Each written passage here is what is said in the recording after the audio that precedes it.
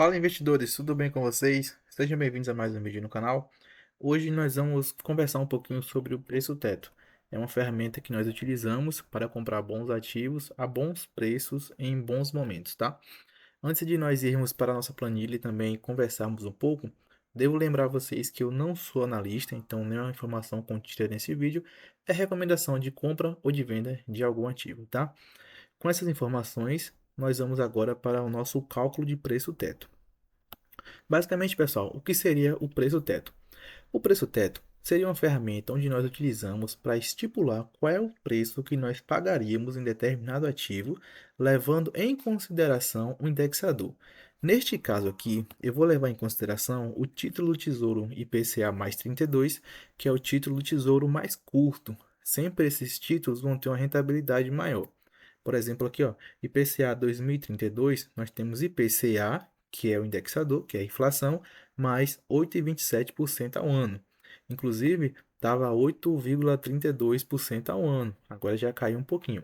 Então tem essa variação, tá? A renda fixa aqui não é fixa, a gente pode ganhar com marcação a mercado, mas isso é um papo para outro vídeo. E vocês podem ver aqui, ó, IPCA mais 2040 está IPCA mais 7,63. Então, quanto maior o tempo, menor é essa taxa aqui indexada.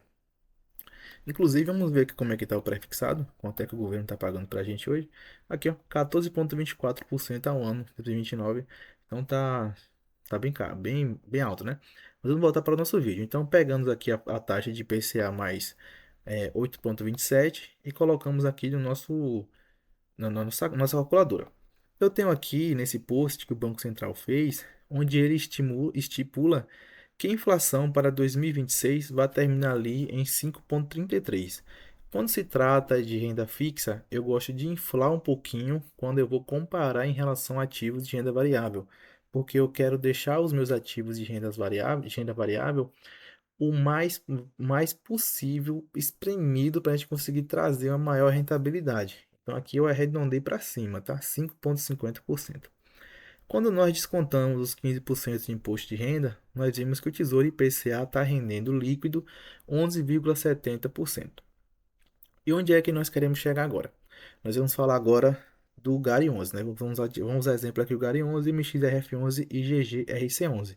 Mas você pode utilizar qualquer outro fundo aí nessas métricas. Então, nós temos aqui, por exemplo, o GARI 11, que hoje está sendo cotado a R$ 8,09. Vocês concordam comigo que se o GARI 11, que hoje tem aqui um patrimônio líquido, deixa eu dar uma conferida aqui um patrimônio líquido de 2,68 bi, ele estiver pagando a mesma coisa ou menos do que o título do governo federal, que é muito mais seguro do que o GARI 11, não faz sentido a gente aportar nele, porque se para você faz, para mim não faz.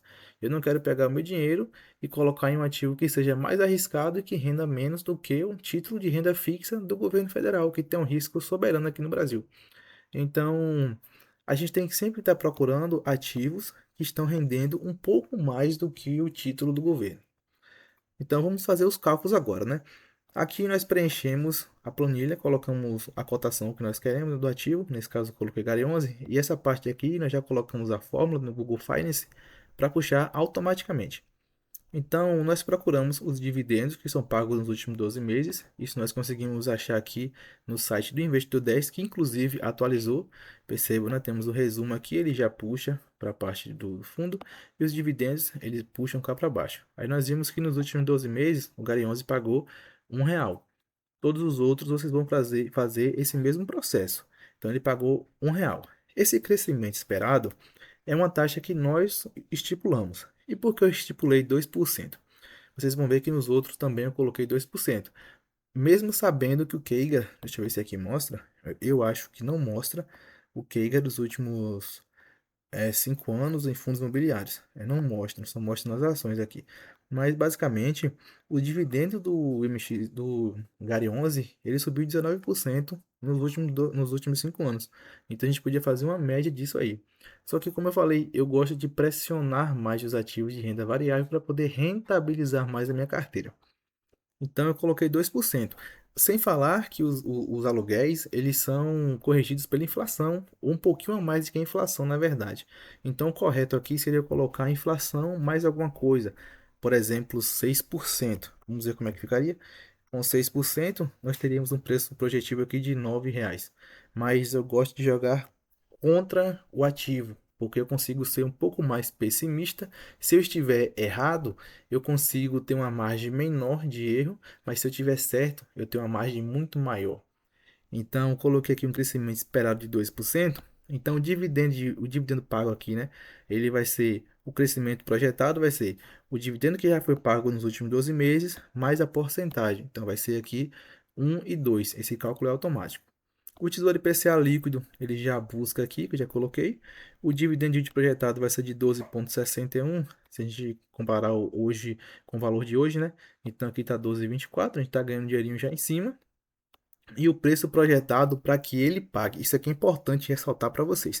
O preço projetado para que ele pague a mesma coisa que o Tesouro está pagando hoje. Mas como a gente falou, eu prefiro que renda mais do que o tesouro, porque se for para deixar o meu dinheiro parado para render ali 11,70 ao ano, não, eu prefiro deixar logo aqui no título público.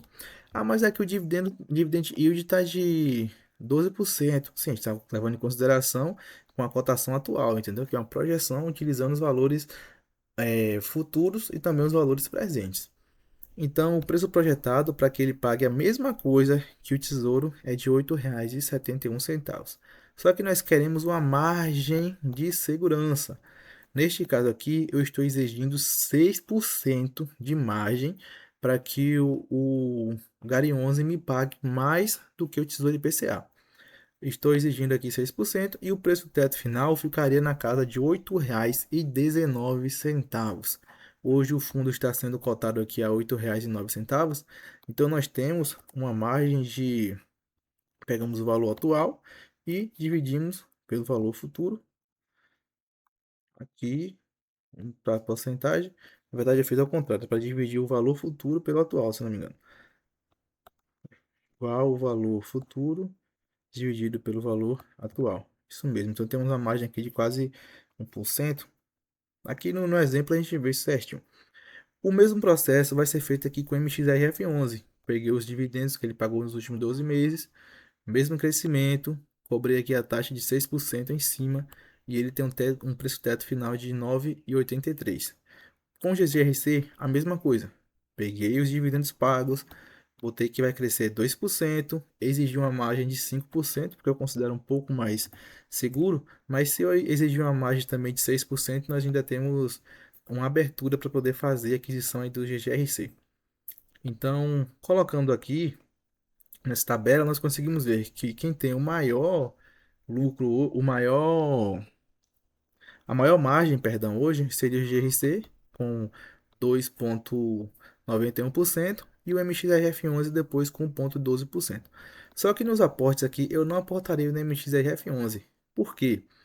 Teve um vídeo ontem explicando, ele está fazendo a emissão de cotas e essa emissão de cota tende a manter o preço, a projetar o preço para baixo por conta da lei de oferta e demanda e também porque ele está um pouquinho acima do PVP. E fundo de dívidas acima do PVP não é um bom negócio, tá? Independentemente do qual seja, eu não gosto de comprar. Então, pessoal, esse foi o vídeo de hoje. Foi um vídeo um pouquinho mais complexo para a gente poder explicar aí como é essa fórmula do preço teto.